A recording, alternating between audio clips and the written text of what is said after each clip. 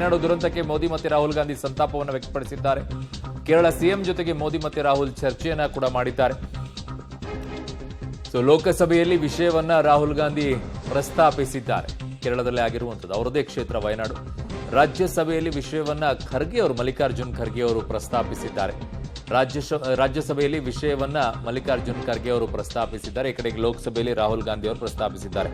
ಸಕಲ ಸಹಾಯಕ್ಕೂ ಕೂಡ ಕೇಂದ್ರ ಸಿದ್ಧ ಅಂತೇಳಿ ಅವರು ಹೇಳಿದ್ದಾರೆ.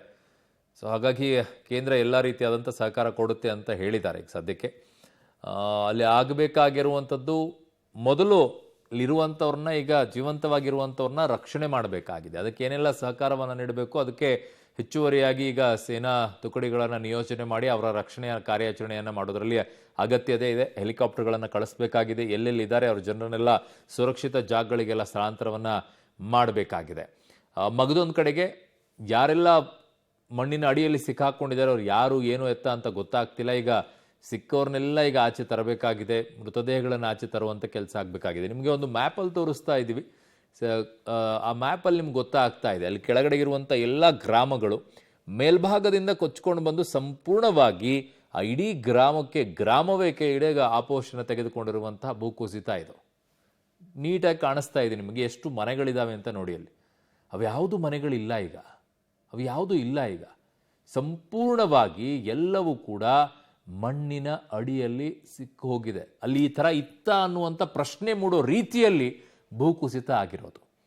ಬೆಟ್ಟದ ಮೇಲ್ಭಾಗದಿಂದ ಭೂಕುಸಿತ ಜರಿದು ನೇರವಾಗಿ ಸಮಾಧಿ ಆಗೋ ರೀತಿಯಲ್ಲಿ ಗುಂಡಿ ತೋಡ್ಬಿಟ್ಟು ಮೇಲ್ಗಡೆಗೆ ಮಣ್ಣು ಹಾಕಿದಂಗೆ ಕೆಳಗಡೆ ಇರುವಂಥ ಜಾಗದಲ್ಲಿ ಬೆಟ್ಟದ ಮೇಲಿರುವಂಥ ಮಣ್ಣು ಬಂದು ಪೂರ್ತಿ ಸಮಾಧಿ ಮಾಡಿದಂಗೆ ಆಗಿದೆ. ಉಳಿದವರು ಅದೃಷ್ಟವಂತರು, ಹೋದವ್ರು ಏನು ಮಾಡೋದು ಈಗ ಪಾಪ. ಅವ್ರ ಕಥೆ ಏನು? ರಾತ್ರಿ 1 ಗಂಟೆಗೆ ಮಲಗಿದಾಗ ಯಾರಿಗೆ ತಾನೇ ಗೊತ್ತಾಗುತ್ತೆ ಈ ರೀತಿಯಾಗಿ ಆಗುತ್ತೆ ಅಂತ ಹೇಳಿ. ನೋಡಿ, ಇದಿಷ್ಟು ಬೆಟ್ಟದ ಕೆಳಭಾಗದಲ್ಲಿ, ಅದು ನದಿ ಹರಿಯುವಂಥ ಜಾಗ. ತುಂಬ ರಭಸವಾಗಿ 2-3 ದಿನಗಳಿಂದ ಮಳೆ ಆಗಿದೆ.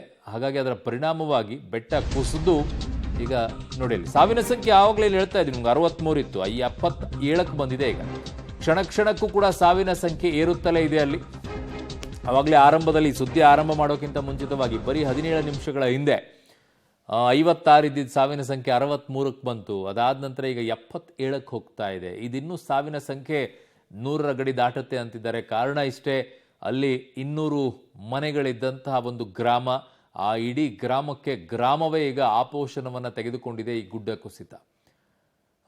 ಸಂಪೂರ್ಣವಾಗಿ 200 ಗ್ರಾಮಗಳಲ್ಲಿ ಲೆಕ್ಕ ಇಟ್ಕೊಂಡ್ರು ಕೂಡ ಒಂದೊಂದು ಮನೆಯಲ್ಲಿ ಒಬ್ಬೊಬ್ರು ಇದ್ದಾರೆ. ರಾತ್ರಿ ಸಂದರ್ಭದಲ್ಲಿ ಅಂತಂದ್ರೆ 200 ಜನ ಆಗೋದು.